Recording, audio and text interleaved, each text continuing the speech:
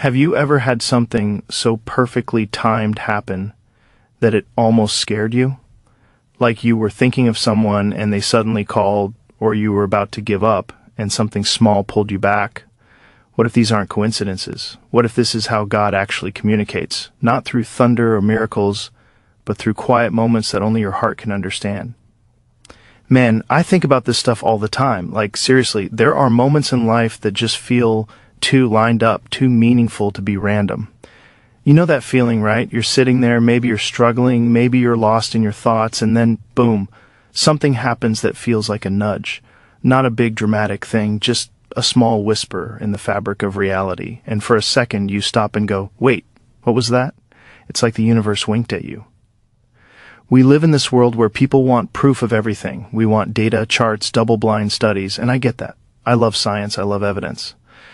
But there's also this other layer of life that you can't measure. It's subtle, it's emotional, it's in those quiet alignments that hit you in the gut and make you question what's actually going on behind the curtain of reality.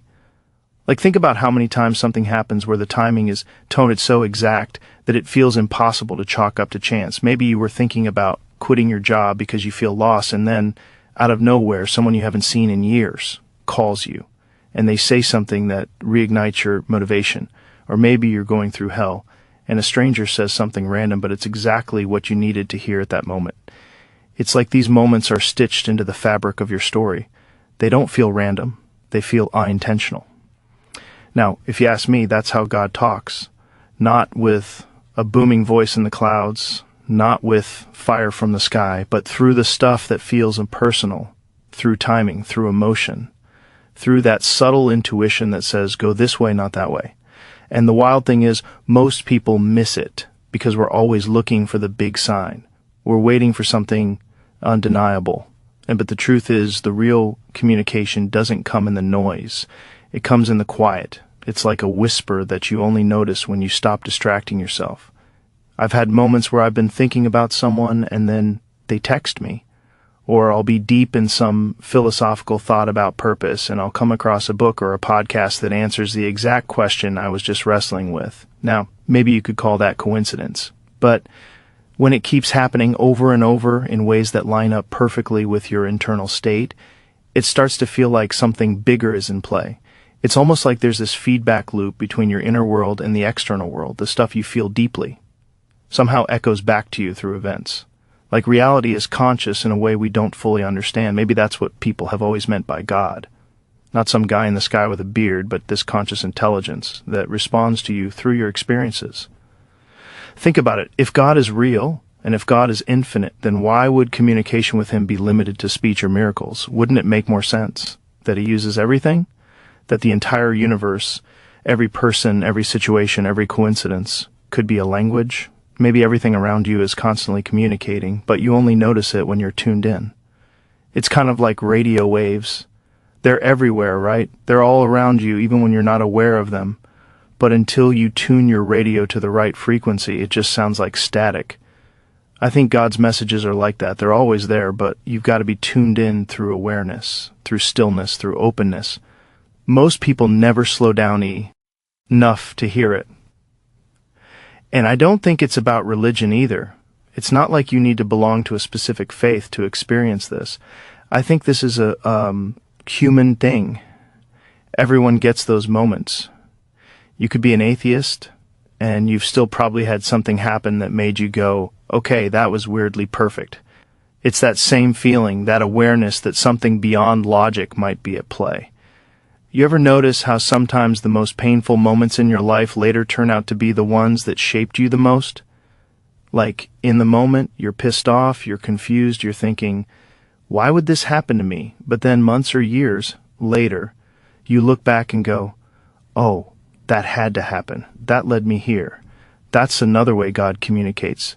Through detours, through closed doors, through timing that feels wrong at first but ends up being perfect.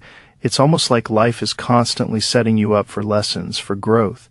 You meet people who teach you things, sometimes through love, sometimes through pain. You lose things that weren't meant for you so you can find what is.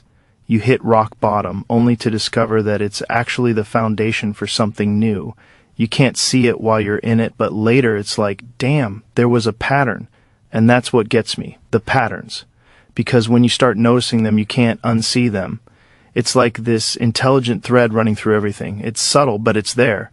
The right people showing up at the right time, the right words coming through at the exact moment you need them, the right failures that teach you the exact lesson you were missing. That's communication. It's not loud. It's precise. And maybe that's why it feels divine, because it knows you. It meets you exactly where you are. No one else could understand it the way you do. It's tailored to your path, your mindset, your heart. That's how you know it's not random. It's too intimate to be chance. I think part of the problem is we expect God to sound like a human. We expect a voice, a sentence, some clear command. But what if God speaks in experiences, not words? What if the language is life itself? Like instead of saying, turn left, he just arranges things so that turning left feels right. Instead of saying, you're on the right path, he gives you small confirmations, things that click, things that align. And it's not always positive, by the way. Sometimes God communicates through the hard stuff, through discomfort, through the breakup, the failure, the silence. Because sometimes silence is communication. Maybe he's saying, stop chasing, sit still, trust me. But we hate that. We hate waiting. We want certainty. We want a clear sign with fireworks. But the real spiritual growth happens in the waiting. That's when your inner senses start to wake up. You start realizing that instinct, that gut feeling, that's part of the language too. Have you ever had that, like your mind is saying one thing, but your gut just knows something else? That's not random. That's data you can't measure. It's like your soul has access to information your brain doesn't. That's divine communication. It's like GPS from a higher source. And here's the craziest part. When you start following those little nudges, life starts lining up in ways that feel supernatural.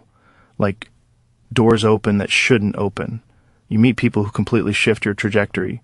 You get ideas at the perfect time. It's almost like once you trust that quiet guidance, reality starts cooperating with you. It's like you're in sync with something bigger than yourself. I've talked to a lot of people, scientists, monks, athletes, entrepreneurs, and what's fascinating is that they all describe this tiny same thing in different language. Some call it intuition, some call it flow. Even neuroscientists talk about how the brain picks up on patterns subconsciously before we consciously realize it. So maybe part of it is that your brain processing subtle cues and presenting them as intuition. But I also think that's just the scientific side of something spiritual. Maybe that's how the divine interfaces with you, through the very design of your brain, through the system that evolution built, but consciousness uses. It's like science and spirituality are describing the same phenomenon from different angles. Science says pattern recognition. Spirituality says signs from God. Maybe both are right. Maybe God uses the patterns, and I don't think this means you're supposed to sit around waiting for miracles. I think it's more about awareness, paying attention, being still enough to notice when something inside you says, pay attention to that, because the more you notice, the more it happens. It's like the universe says, oh, you're listening now, and then the dialogue starts flowing. There's a line someone told me once that stuck with me. Coincidences are God's way of staying anonymous. I love that, because it's true. The divine doesn't need to announce itself. It doesn't need to prove anything. It just is. It's woven into the small things, the everyday things, the things you almost ignore. And maybe that's the real challenge, to stop ignoring them, to be humble enough to say, I don't know what's guiding me right now, but I trust it. Because when you surrender that control, that's when you start to feel this deeper connection with life itself, like you're not fighting the current anymore. You're flowing with it. I think that's where people find peace. Not when everything makes sense, but when they trust that even what doesn't make sense still has purpose. That's a hard mindset, especially when you're going through pain, but I've seen it. The most broken people often become the most spiritually awake, because when everything else falls apart, you start listening differently. You start hearing in the silence. It's kind of poetic, isn't it? The idea that God's voice isn't in the noise, but in the stillness. That maybe he's been talking to you this whole time, but you were just too distracted to notice. The conversations with a friend that change your mind, the random song lyric that feels like it was written for you, the opportunity that appears the second you decide to take a risk. All of that, communication. And maybe it's not even about hearing it from God. Maybe it's about realizing you were never disconnected in the first place. You're part of the system. You're inside the intelligence. You're not waiting for a signal from above. You are part of the signal. Every thought, every feeling, every choice feeds back into the design. So, yeah, maybe God doesn't need to shout. Maybe he just needs you to listen differently. Not with your ears, but with your awareness. Because when you do, life starts to feel less random and more like a dialogue, like a relationship that's been happening all along. And that, to me, is one of the most beautiful mysteries there is.